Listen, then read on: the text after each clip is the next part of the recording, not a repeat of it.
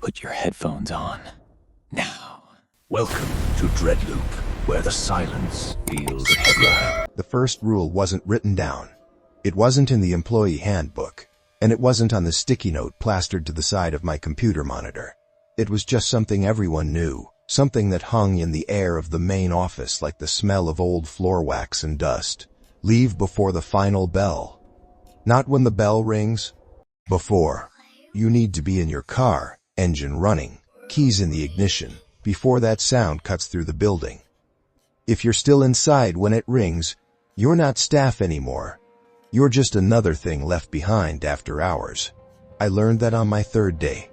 I learned it because I was 5 minutes late packing my bag, and I saw the way the security guard, Mr. Henderson, looked at me. He didn't say anything. He just checked his watch, then looked at the door, then looked at me with eyes that said I was already dead. I ran.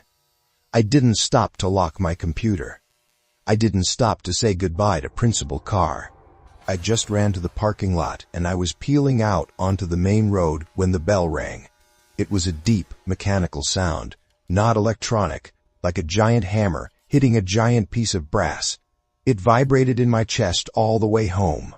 I took the job at Ashwood Academy because my cousin Rachel told me I was the only person she trusted to finish her semester. She was the administrative assistant there for 6 years. When she called me in August, sounding tired and hollow, she said she needed to leave early for family reasons. She needed someone to take over the front desk, handle the intake, manage the files. She said the pay was good. She said the hours were strict. She didn't say why she was really leaving. I found out later she wasn't leaving for family. She was leaving because she stayed late one Tuesday to finish a budget report. She stayed until 4:50. The bell rang at 4:45. She didn't tell me that part until months later. By then, I already knew. Ashwood Academy sits on a hill outside of Burlington, Vermont. It's a private institution for grades K through 8, tuition higher than most people's mortgage payments. The building is red brick, built in the 20s, with high windows and a bell tower that dominates the skyline.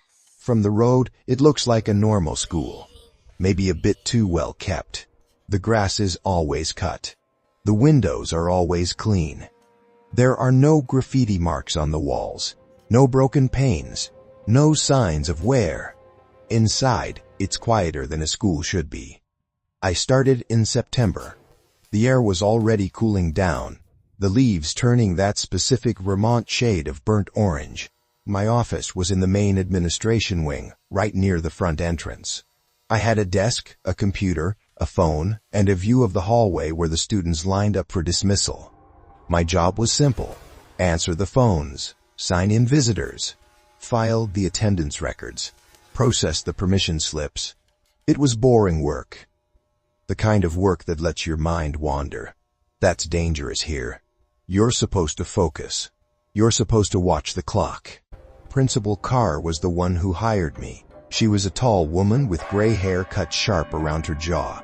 She wore suits that looked expensive but never seemed to wrinkle. She didn't smile much. When she interviewed me, she sat behind a large wooden desk and stared at me for a long time before asking a single question. "Can you follow instructions?" she asked. "Yes." "Even when they don't make sense?" "I guess that depends on the instruction." "It doesn't." She slid a contract across the desk. "At Ashwood, instructions are absolute. You do what you're told. You leave when you're told. You don't ask why." I signed the contract. I needed the money. My savings were gone. My car was making a noise I couldn't afford to fix, and Rachel had promised me this would be easy. "Easy," she had said on the phone. "Just don't stay late. That's the only thing that matters." I thought she meant overtime. I thought she meant don't volunteer for extra work. I didn't know she meant don't be in the building when the students change. The first week was normal. Or normal for a private school. The parents were demanding. The kids were loud. The teachers were stressed. I spent most of my time answering calls from mothers who wanted to know why their child wasn't allowed to bring a nut-free lunch on Tuesdays, or fathers who were angry about the tuition increase. I filed paperwork. I stamped forms. I watched the clock. The students were polite. Too polite. I noticed that on day 2. In public school, kids run in the halls. They shout. They drop things. They forget to say thank you. At Ashwood, they walked in straight lines. They spoke in low voices. They looked you in the eye when you handed them a hall pass. It was like they were acting. I mentioned it to Mrs. Gable, the 5th grade teacher, during lunch on Thursday. We were in the staff lounge, microwaving leftovers. The lounge was small, with a round table and a vending machine that never worked. "The kids are well behaved," I said. "They are trained," Mrs. Gable said. She was stirring sugar into her coffee. She didn't look at me. Ashwood has high standards. It's more than that. They don't make mistakes. I haven't seen a single kid drop a tray in the cafeteria all week. Mrs. Gable stopped stirring. She looked up at me. Her eyes were tired. "Don't watch them too closely, Emily. Just do your job." "I'm just saying. I know what you're saying." She took a sip of coffee. "But some things are better left unnoticed. If you see something that doesn't fit, look away. It's safer." "Safer from what?" She didn't answer. She just finished her coffee and left the lounge. I stood there for a minute, holding my Tupperware. The microwave hummed. The fridge buzzed. The silence felt heavy. I went back to my desk and checked the clock. 12:15 p.m. Plenty of time before the final bell. The rules started appearing slowly. They weren't given to me all at once. They were little things. Corrections, warnings, habits I picked up from watching the other staff. Rule 1 came from the visitor log. On my second Tuesday, a man came in to drop off a forgotten lunch for his daughter. He was dressed in a suit, carrying a brown paper bag. He signed the logbook. I gave him a visitor badge. He walked down the hallway toward the cafeteria. 10 minutes later, Principal Carr came out of her office. She walked to the reception desk and looked at the logbook. "Who was this?" she asked, pointing to the man's name. "Parent. Dropping off lunch. Did he sign out?" "No. He's still here." She looked at the clock. It was 12:30 p.m. "Find him. Tell him to leave immediately. Parents are not permitted during instructional hours without prior authorization." I thought, find him. I went to the cafeteria. The man wasn't there. I checked the lobby. He wasn't there. I checked the front entrance. The door was locked from the inside. I went back to the office. He's gone. Principal Carr was standing at the window looking out at the parking lot. He didn't leave through the front door. "Maybe the back?" "There is no back exit for visitors." She turned to me. "When a visitor signs in, they must sign out. If they don't, it's a discrepancy. If it's a discrepancy, it's a problem. Do not let visitors remain in the building unaccounted for." "What if I can't find them?" "Then you log them as departed. And you pray they actually left." That was the first rule. Visitors must be accounted for. If they vanish, pretend they left. I logged the man as departed at 12:45 p.m. I never saw him again. But later that week, I found his visitor badge in the trash can outside the boys' restroom. It was chewed on, not by teeth, by something sharp, like wire cutters. I didn't mention it. Ha! Rule 2 came from the attendance sheets. Every morning, the teachers submitted a count of students present. Every afternoon, they submitted another count. My job was to enter them into the database and flag any discrepancies. On a Friday in late September, the numbers didn't match. Morning count, 214 students. Afternoon count, 214 students. Afternoon count, 213 students. One student missing. I checked the notes.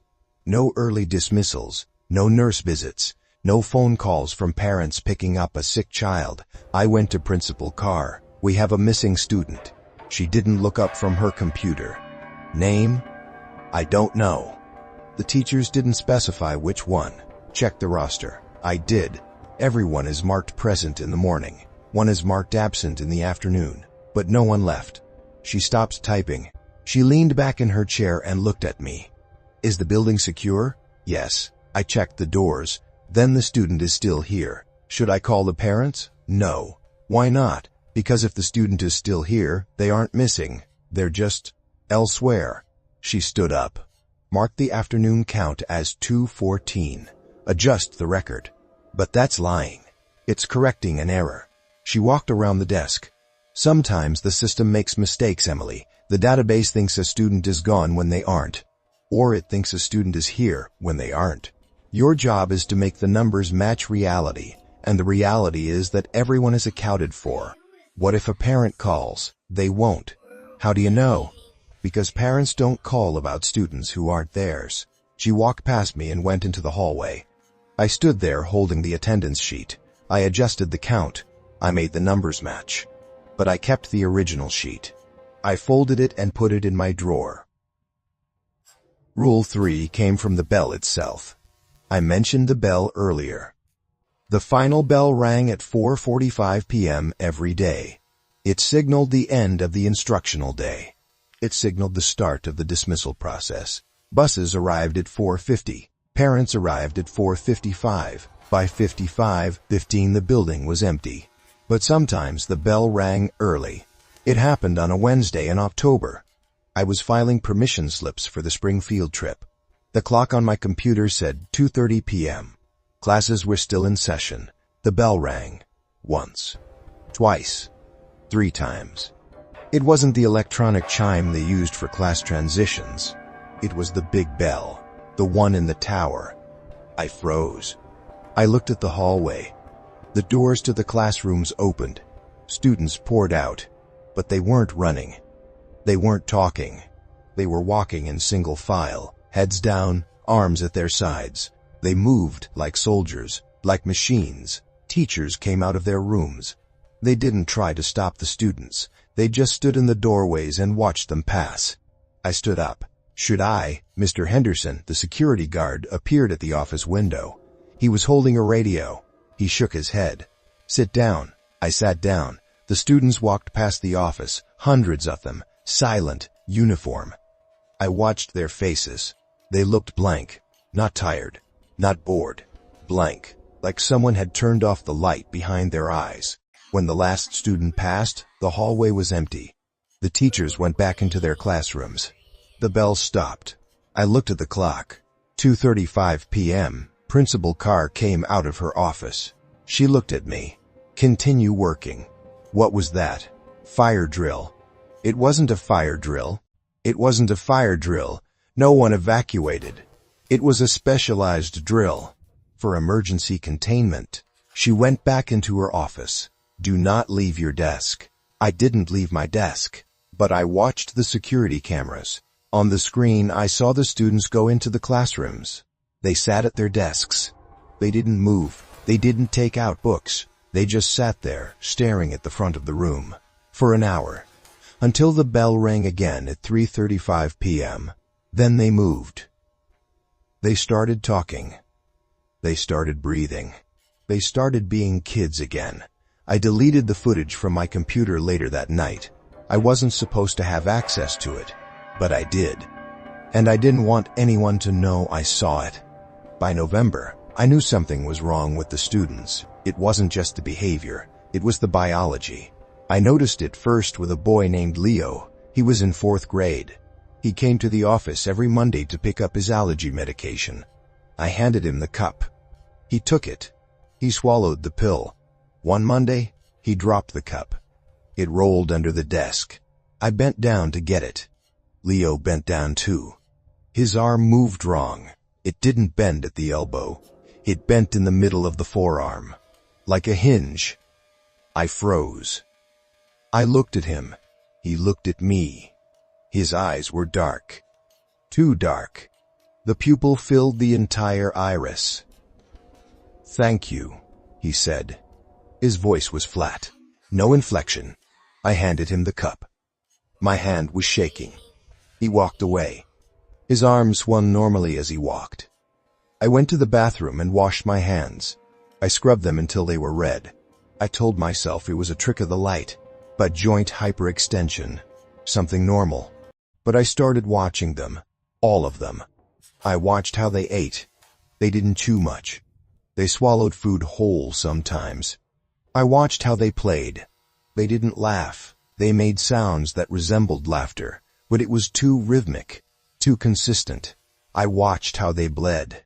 A girl fell on the playground in late October, scraped her knee. I was on duty. I went out with the first aid kit. She wasn't crying. She was looking at the blood. It wasn't red. It was dark, almost black, and it was thick, like oil. She wiped it away with her hand.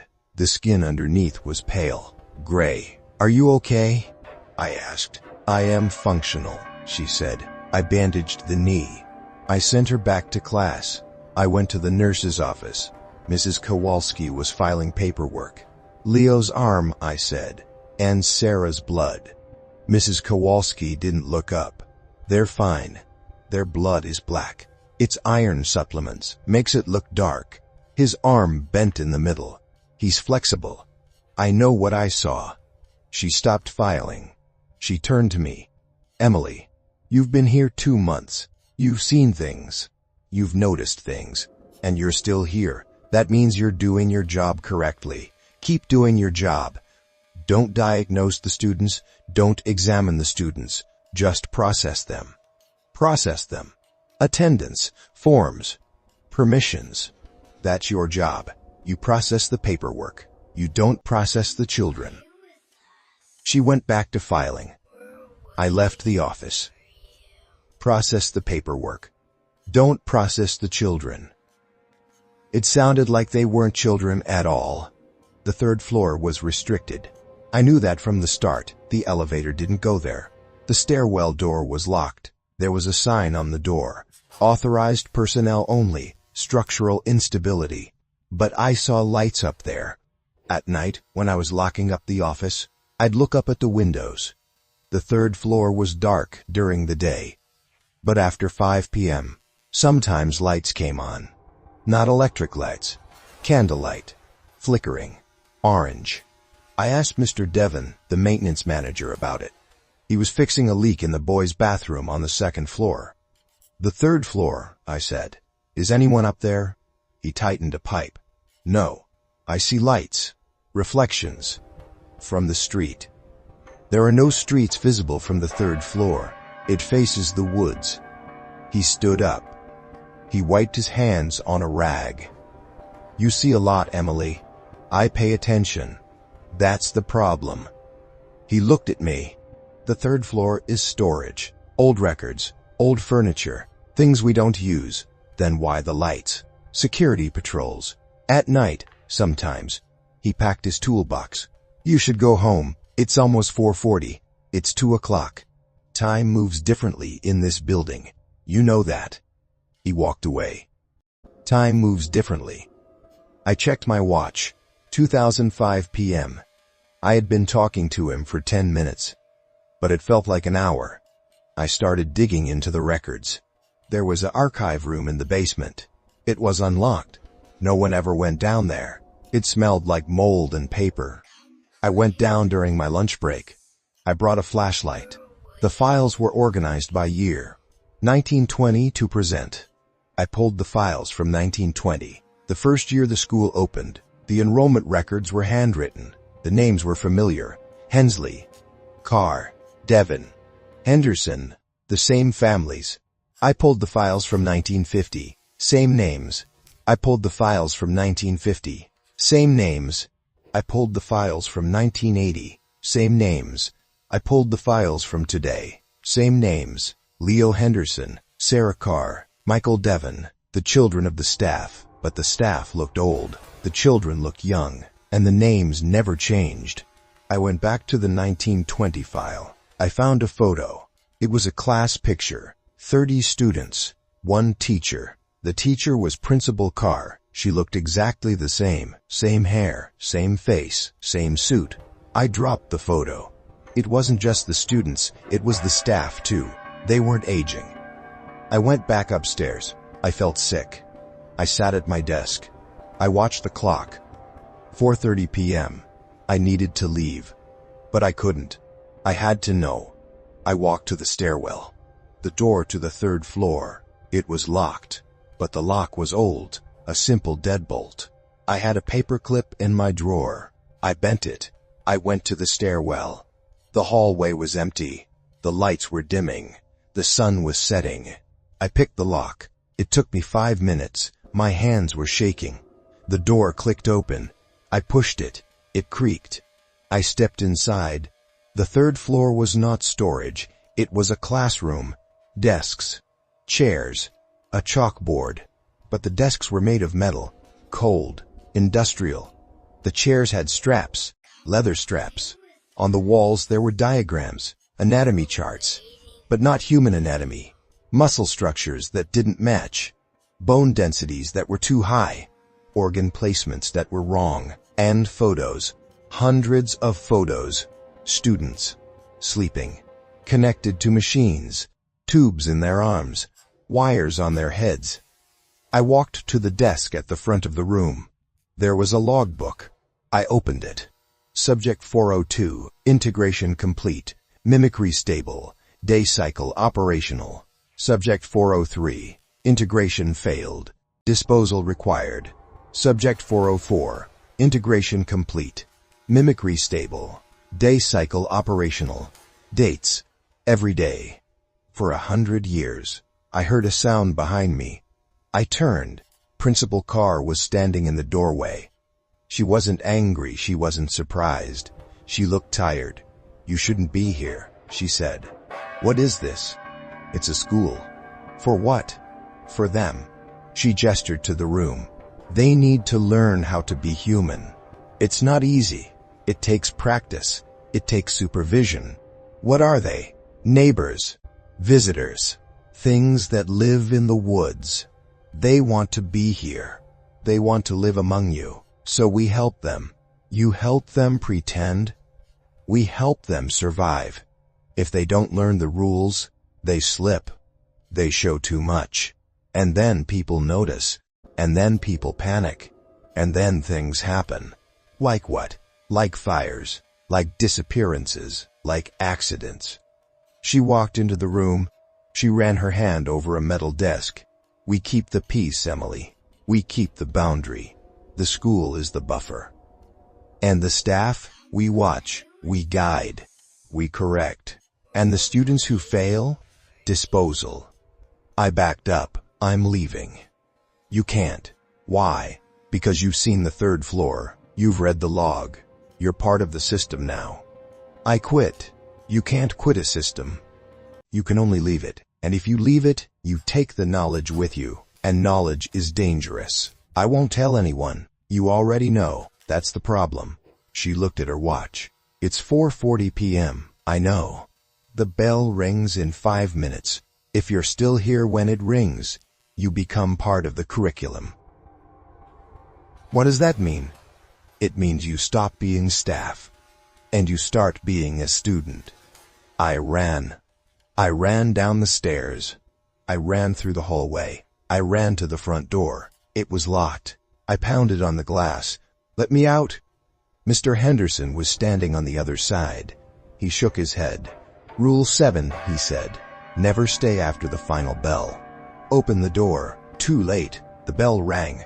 Once, twice, 3 times. The sound shook the building. The glass vibrated. I fell to my knees. The hallway behind me filled with shadows. The students were there. But they weren't students anymore. Their faces were smooth. No eyes, no mouths, just skin. They walked toward me, silent. I closed my eyes. I waited for the end. When I opened my eyes, I was in my car. The engine was running. I was in the parking lot. The school was dark. I looked at the clock. 4:50 p.m. I didn't remember getting to the car. I drove home. I didn't stop. I didn't look in the rearview mirror. I got to my apartment. I locked the door. I sat on the floor. I didn't sleep for 3 days. I didn't go back to Ashwood. I called Rachel. She didn't answer. I called the school. The number was disconnected. I drove back a week later. The building was gone. Just a field. Overgrown grass. Trees. No brick. No bell tower. No parking lot. I asked a neighbor. There was never a school there, he said. That's been forest for 50 years. I showed him a photo, the one I took of the building on my first day. He looked at it. He looked at me. That's a nice edit, but there's no school there. I went home. I thought I was safe. I thought it was over. But then the letters started. They came in the mail. No return address. The first one was attendance sheet. Emily. Present. Date. Today. The second one was a permission slip. Field trip. Location. The woods. Date. Tomorrow. The third one was a report card. Subject. Mimicry. Grade. A. I burned them. But the next day, more came. I changed my number. I moved to a different apartment. I got a new job. But the bell still rings. Every day at 4:45 p.m., I hear it in my head. I hear it in the street. I hear it in the silence between cars. And sometimes, when I look in the mirror, I see something wrong. My eyes are too dark. My arm bends in the middle. My blood is thick. I think I didn't leave in time. I think I'm still in the building. I think I'm a student now. It's been 6 months. I live in Boston now. Different city. Different state. I work in a library. Quiet. Safe. But yesterday, I found a book on the return card. It was a yearbook. Ashwood Academy. 2024. I opened it. There I was. In the staff photo. Standing next to Principal Carr. Smiling, but my eyes were black. And underneath my name it said, graduated. I closed the book.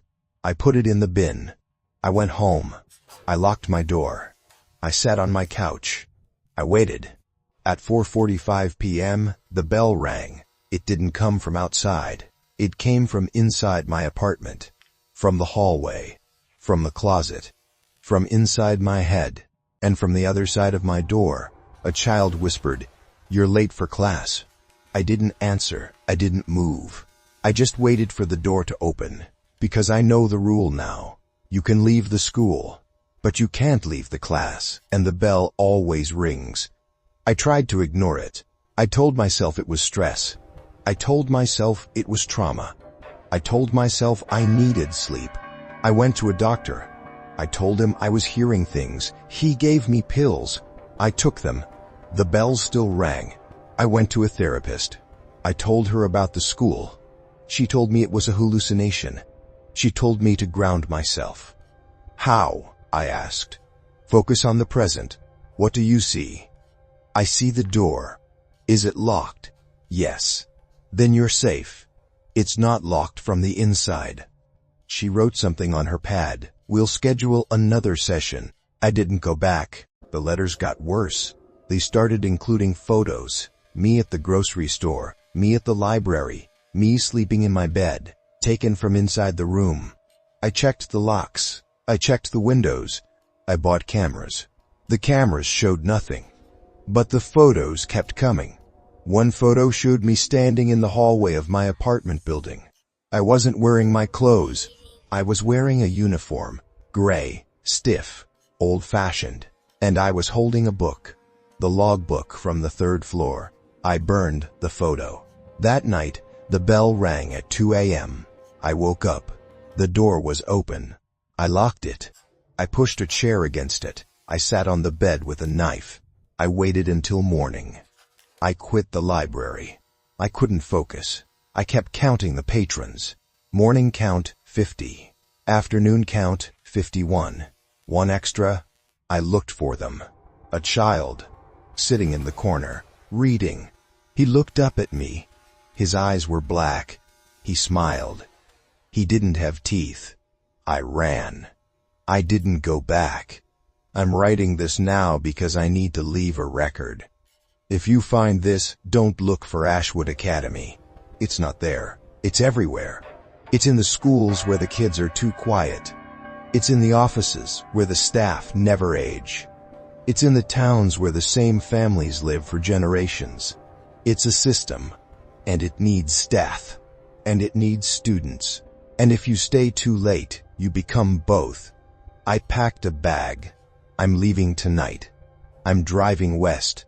Maybe the bell won't follow. Maybe the time zone will break the signal. But I know it won't. Because as I'm writing this, I hear it. Faint, distant, but getting closer. 1 ring, 2 rings. I have to go. The door is opening. The chair isn't enough. The lock isn't enough. I'm late. I didn't make it. I'm still here. I'm writing this from the desk. The bell stopped. The door is open. They're standing in the hallway. Leo, Sarah, Michael. They're holding books. They're holding pencils. They're holding my file. Principal Carr is with them. She's smiling. Class is in session, she said. I put down the pen. I stood up. I walked to the door. I joined the line. We walked down the hallway. The apartment building was gone.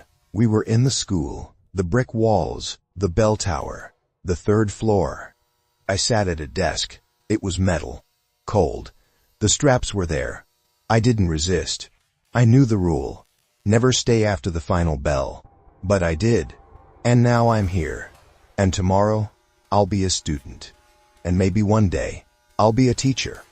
And maybe one day, I'll be the principal. Because the school needs staff. And the school needs students. And the bell always rings. I wake up sometimes, in the night.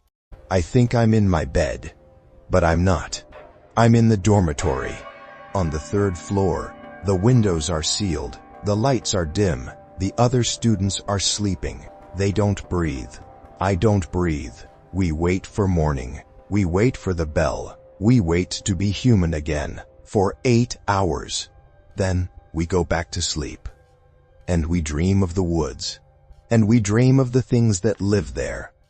And we dream of the people who walk past the school. And we wonder who will be next. Who will stay late? Who will ask questions? Who will pick the lock? Who will read the log? Who will become us? It's a cycle. It's a system. It's a school. And I work here. I work at a school for monsters. And I never stay after the final bell. Because I'm already here. The last thing I remember from before was the drive. I was on the highway, heading west. The sun was setting. The clock in the car said 4:40 p.m. I had 5 minutes. I could make it. I could cross the state line. I could break the rule. But the radio turned on. Static. Then the bell. 3 rings. The car stopped. The engine died. The doors locked. I looked in the mirror. My eyes were black. I looked in the mirror. My eyes were black. I looked at the back seat. They were there. The students. Sitting in the dark. Waiting. Pick up your books, Leo said. I picked up my books. I opened the door. I got out. The highway was gone. The school was there. The bell tower was ringing. I walked to the entrance. I signed the log. Emily. Present. Date. Today. I went to class. I learned my lesson. I learned the rules. I learned the truth. And now I teach it. To the new staff. To the new students. To the ones who think they can leave. I tell them the same thing Rachel told me. Don't stay late. I tell them the same thing Principal Carr told me. Follow the instructions. I tell them the same thing Mr. Henderson told me. Rule 7. And I watch them. I watch them. I watch them check the clock. I watch them pack their bags. I watch them run to the door. And I watch them fail. Because the bell doesn't care about time. It cares about presence. And if you're here when it rings, you belong to us. It's 4:45 p.m. now. I can hear it starting. The mechanism in the tower. The hammer lifting. The brass vibrating. The sound traveling. Through the walls. Through the woods. Through the phone lines.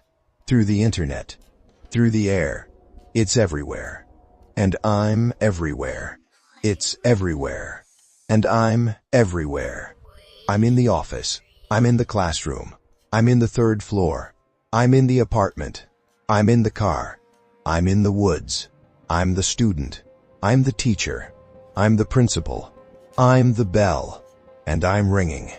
If you're reading this, check your clock. Check your door. Check your eyes. Are they brown? Are they blue? Or are they blue? If they're black, If they're black, don't bother running. Just go to class. It's easier that way. The lessons are simple. Sit still. Be quiet. Don't ask questions. And never ever stay after the final bell, because the bell isn't a warning. It's a summons.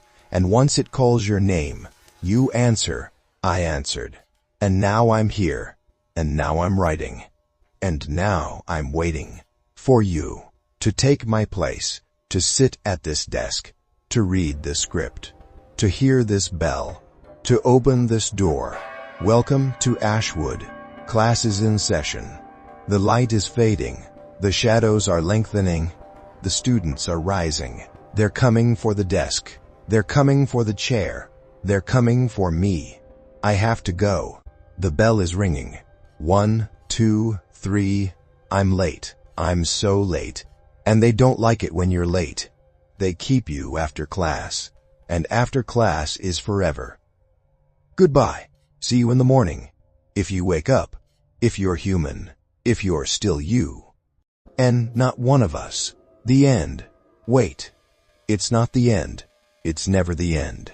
The bell rings every day. And every day, someone stays. And every day, someone joins. And every day, the school grows. And every day, the woods get quieter. And every day, the woods get smaller. Until there's only the school, and the students, and the bell, and me, writing this, waiting for you, to read, to know to stay. To stay. Don't stay. Please, leave. Now. Before it rings. Before the door locks. Before the eyes change. Leave. Run. Drive. Walk. Crawl. Just go. Don't look back. Don't read the next line.